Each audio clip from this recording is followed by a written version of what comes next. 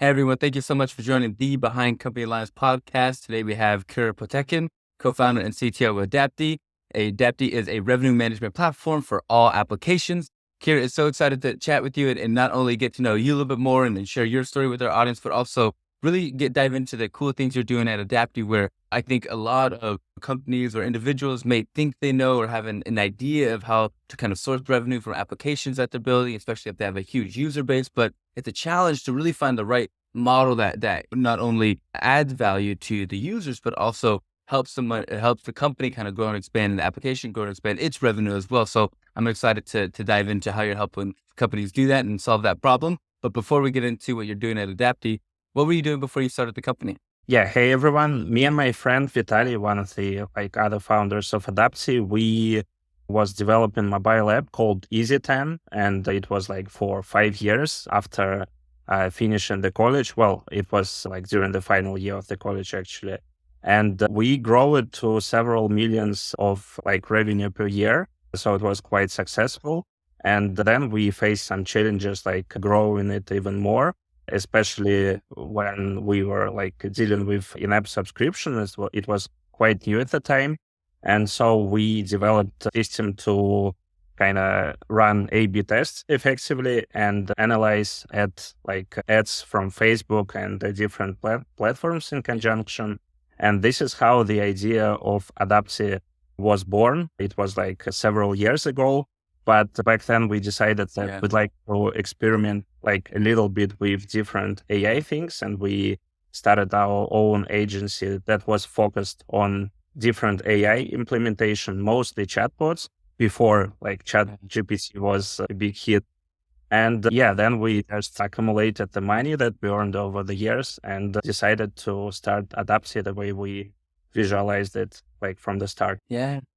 It's so exciting to think about kind of when you experimented with the previous company, you kind of stumbled upon this idea of experimenting with other applications and revenue models. And what in particular did you see at that time when you were building this, I guess, it's almost like an insight engine to identify what the best way to charge your subscription or your audience? What were some ways that you saw were useful in terms of gaining more traction? What kind of revenue models for the app were actually successful? What did you find out along the journey while you were kind of developing that kind of insight? Yeah, sure. So back when we started implementing an app subscriptions into Easy10, it was quite new. So we were one of the first steps to do that.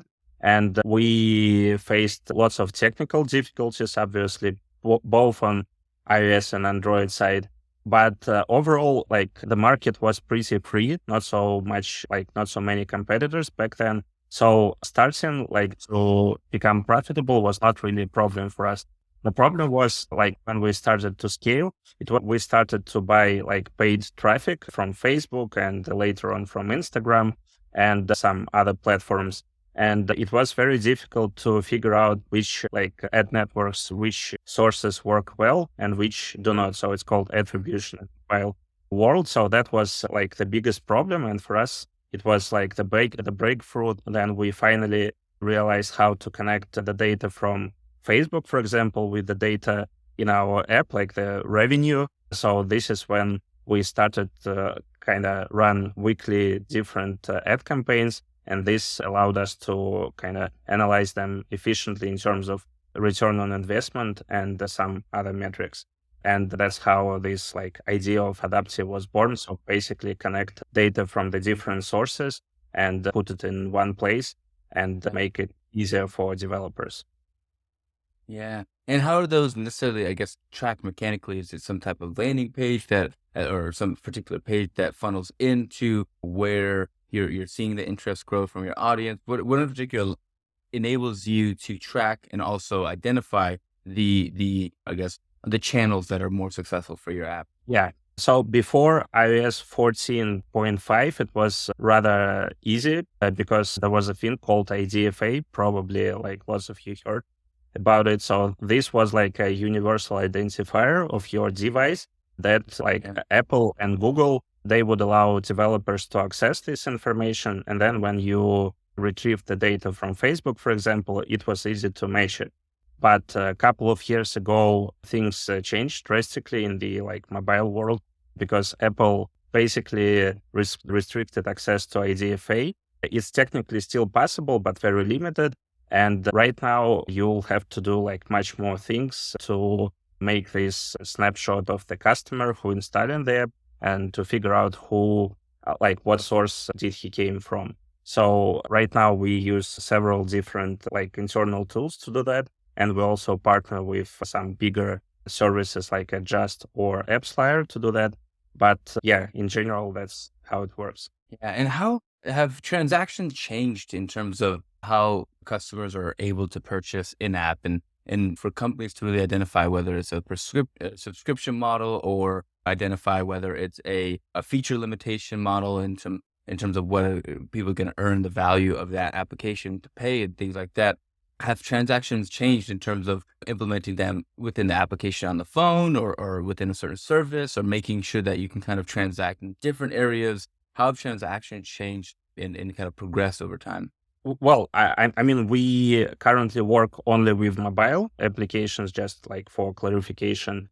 And here we see like good growth every year. So sometimes it's going to be like 20%. Sometimes it could be even more, especially then COVID like started several years ago. We saw a huge bump of in transactions.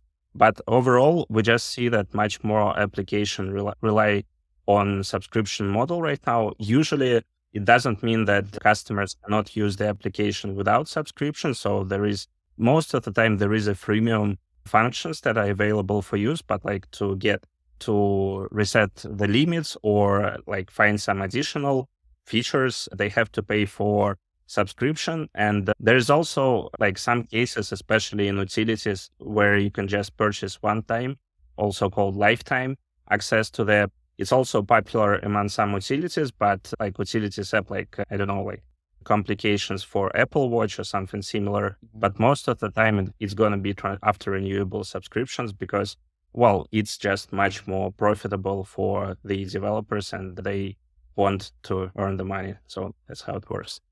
Yeah, yeah. Is it easier to maintain kind of an application that is on a subscription model if you have kind of that recurring revenue, or there's some challenges with certain models of kind of how you're charging your subscriber? And have you seen any consistent success with one particular model? Well, I mean, as I said, the most common and the most profitable, and in many cases, would be just this renewable subscription model. Most of the time, you have to provide something new, so new during the subscription period. So, like the good case could be if you develop, for example, fitness application or dietary application, you would provide a new content for a customer every day. But sometimes it's also possible to do it like when you provide access to the services like ChatGPT or something similar in mobile. This is also a good scenario where you can like leverage in-app subscription, renewable one. But if you provide just like one-off solution for something, then it could be better to just go with lifetime purchase because this allows your customers like not to worry about renewing it all the time when they only need it like once or several times per year, for example. Yeah, yeah. And in thinking about just like how applications are typically built, is there anything that, is broken in the model in regards to, I think for most apps, right? If it's the freemium model, maybe it's a trial period in a certain amount of days, or if feature locking is a certain amount of feature sets, maybe it's access to more activity in the app or more things that you can do, more functions. Is there anything that you see in terms of what's kind of common practice that you think can be improved in terms of how people are building apps and then charging their customers? Yeah, I guess there are several things. Like the biggest thing that can be improved actually is subscription management itself, which is currently controlled by Apple and Google. And the customers, I mean, developers, they do not have like really control over it. So for example, if the customer asks for a refund or subscription cancellation, developers cannot do it on Apple. And there are some like workarounds on Google, but it's still like not really convenient. And we see it like a lot that complaints from the customers saying that, why don't you allow us to cancel a subscription or make a refund? And this is something that could be improved, obviously, but developers do not have access to it right now. Apart from that, yeah, I guess since introduction of the trial periods, this was a huge boom for subscriptions because now you can give your customer like dig in into the like all the features that you provide in there for a 3 days or for a 7 days. These are the most common length of the trial, and this greatly kind of increased conversion from install to the paying customer because before you had to kind of make a leap of faith when you were subscribing, and currently you just activate the trial. You can try the features yourself and then decide whether it works for you or not. So I guess that was a big improvement.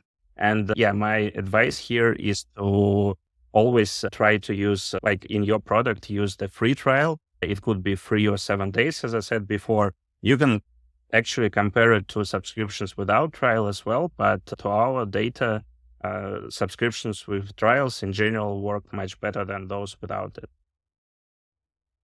Yeah. And in regards to most applications, what would you say is one of the biggest challenges? Is it acquiring new customers or users? Is it retaining those users? What do most apps and most developers kind of think about day to day? Is it the acquisition part or is it the retention part? I guess acquisition is more complicated. I mean, there are a lot of information, really good information on how to build like the good product and specifically applications, but there's not so much good information on how to acquire the customers, how to do marketing, how to do sales sometimes. And this part is definitely trickier. Yeah. Yeah. And thinking about kind of app development is how much do you think companies are missing out in terms of the revenue with incorrect revenue models or just, I guess, revenue models that they've tested and maybe aren't maximizing the amount of value that they're getting and the amount of value that consumers are seeking out? I don't know if you have a number or anything like that, but I guess what would Yeah. be your best guess for how many apps are not doing or not maximizing the revenue models?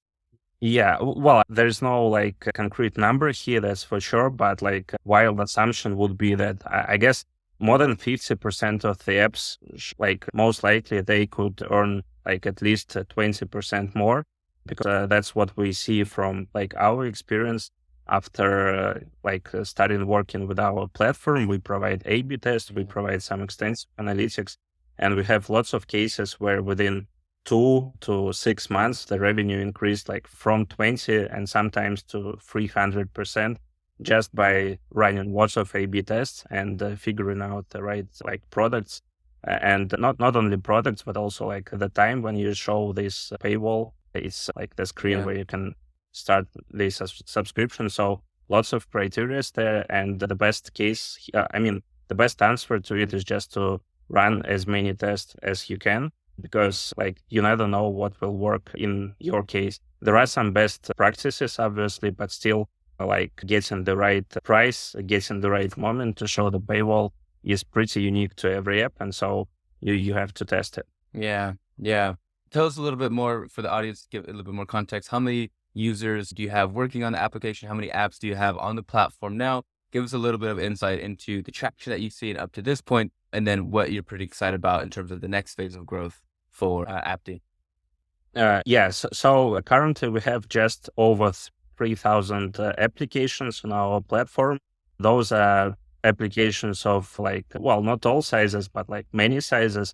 Some of them, they don't have pretty much any revenue at the moment at all. Some earn like millions of dollars per month. So like really different scenarios here. And we grew a lot during last year because like we introduced several full features and we expect to continue do it. We just released revenue and LTV prediction, which will be kind of a huge difference because before that you had to wait for like from 1 month to 3 months in order to understand whether your like acquisition was successful or not. And currently we can like predict with a 90% accuracy after 3 weeks what would be your 12 or 9 months outcome, like in terms of the revenue. And we already seen like good numbers there. So yeah, we expect to kind of get much more applications as we grow. But overall, yeah, the market is big. It's still like, it's obviously not in the like early stage. So there are lots of competitors there. But if you do the right product and if you know how to acquire customers, if you know how to do marketing, this is like a really cool market to be in. Yeah. Yeah. I guess whether it's external or internal, what are some of the biggest risks that you think Adapty faces today?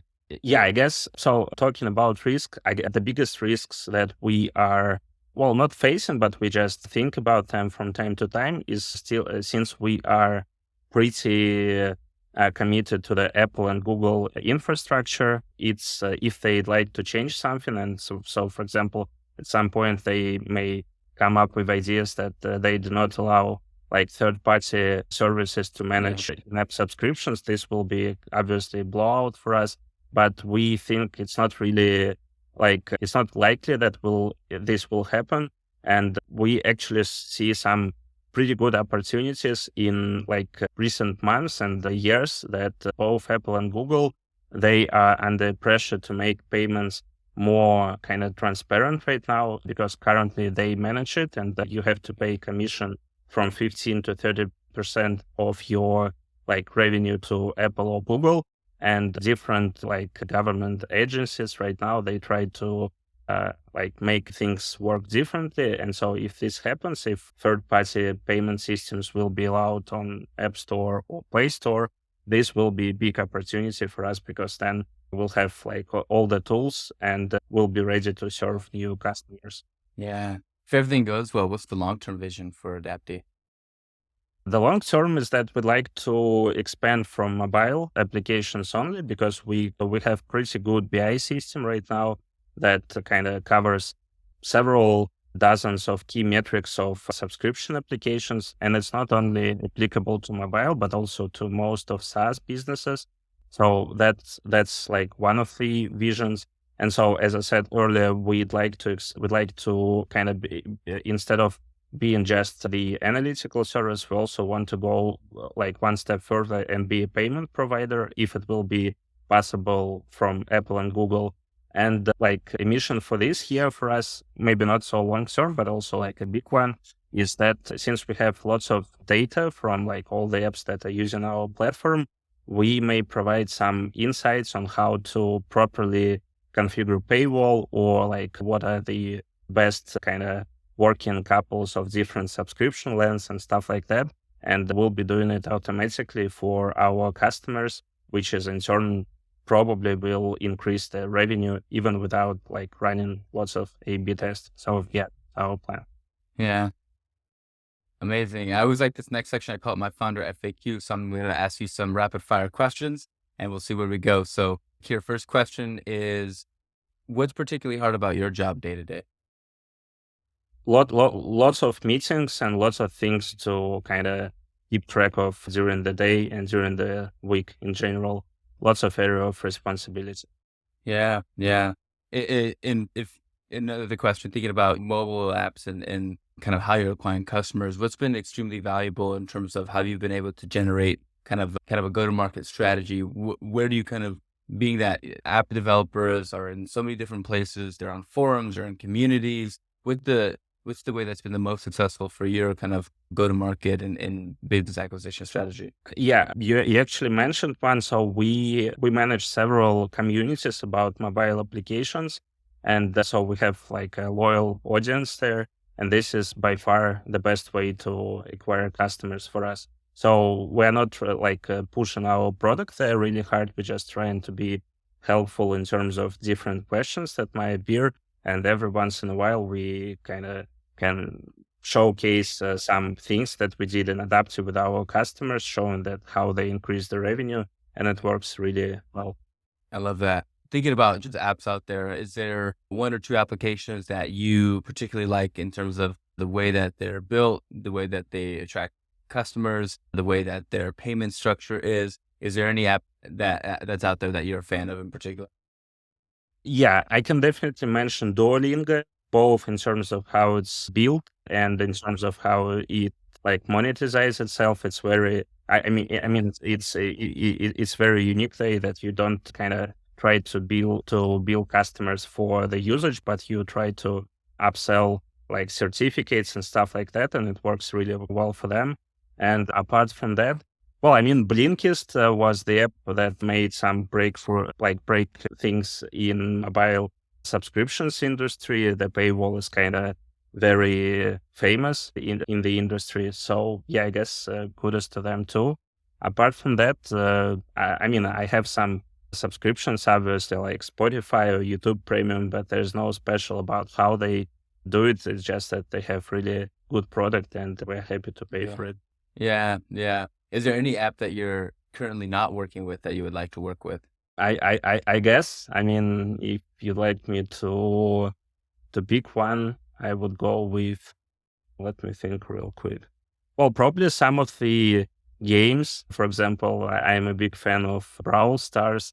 It would be cool to kind of land them among the customers. Yeah, yeah. Thinking about your journey as a founder, what's something that you're particularly good at now that you wish you were better at early on in as a founder?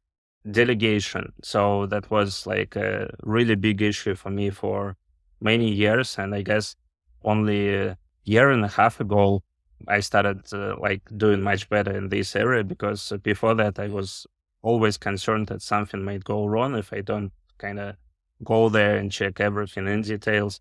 And only like when I really realized that there is no way around it, if we'd like to scale the company, it kind of moved from there. And during last year, we grow from 14 to more than 50 employees. And this was in part like because of I and my partners were able to delegate like lots of important things. Yeah.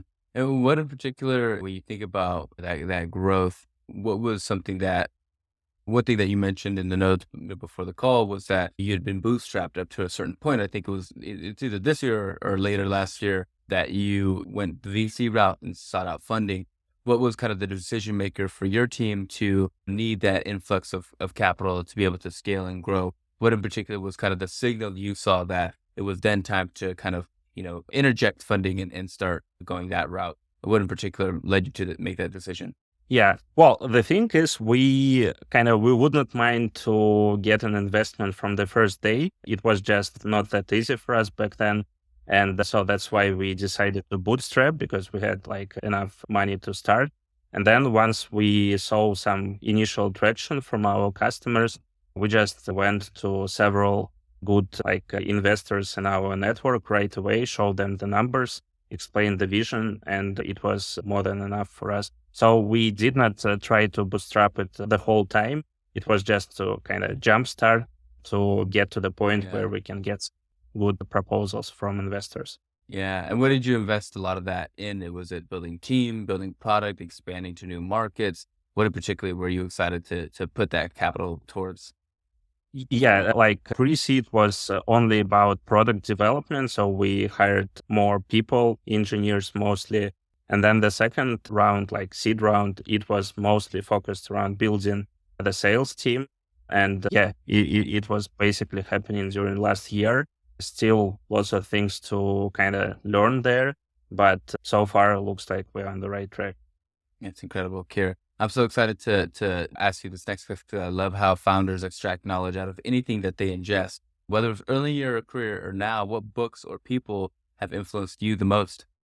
Yeah, that's a good one. So I'm a big fan of Tim Urban. This is the guy who leads Wait But Why. And he has like lots of different articles on many different topics. And I also like read quite a bit of non-fiction, and I think it was like sometimes very insightful. I'm also really inspired of Elon Musk. Was a big fan of him like for many years. I'm not following him that close right now, but I still think that he's like one of the greatest businessmen and like inventors in the world. As for the books, like from my area, well, I guess some of the technical books or even courses like about the programming, multiple CS courses from Harvard and MIT. And what else? High output management. That's like, I guess, really classical book. A good one. From Zero to One, also really nice. And yeah, I guess I don't think there were like one book that made the difference for me, for me, but mostly Actually, I will also tell you that like reading Twitter, it's pretty cool because lots of entrepreneurs and top-notch investors are talking there to each other, and it's just really interesting to kind of read it through and understand how they see like different situations, and so it's really nice. I love that. And Kira, last little bit, I want to make sure we didn't leave anything on the table. Is there any question I didn't ask you that I should have, or anything that we didn't talk about that you wanted to just touch on before we end here? Anything that we left on the table today? Yeah, well, I guess just like as a small piece from me that if you work with mobile applications and if you have some like issues scaling or just starting up, don't be afraid. There are lots of resources out there. And it is a good time, as I said earlier, to be in this business. I guess that's it. Yeah. Yeah. Yeah. Last little bit, Kira, is what, give us our audience your plugs. Where's your LinkedIn? What's your Twitter? Where can we find you? Be not only a supporter of what you're doing at Adapty, but a fan of you as a founder. Where can we find you and get in touch? Well, I have like a tag at Potekhin pretty much everywhere. So you can find me on LinkedIn as Kirill Potekhin, or you can just Google it. I will probably pop up there. Or Potekhin. I guess we can just highlight it somehow in Twitter, Facebook, Instagram, everywhere else. LinkedIn as well. Yeah.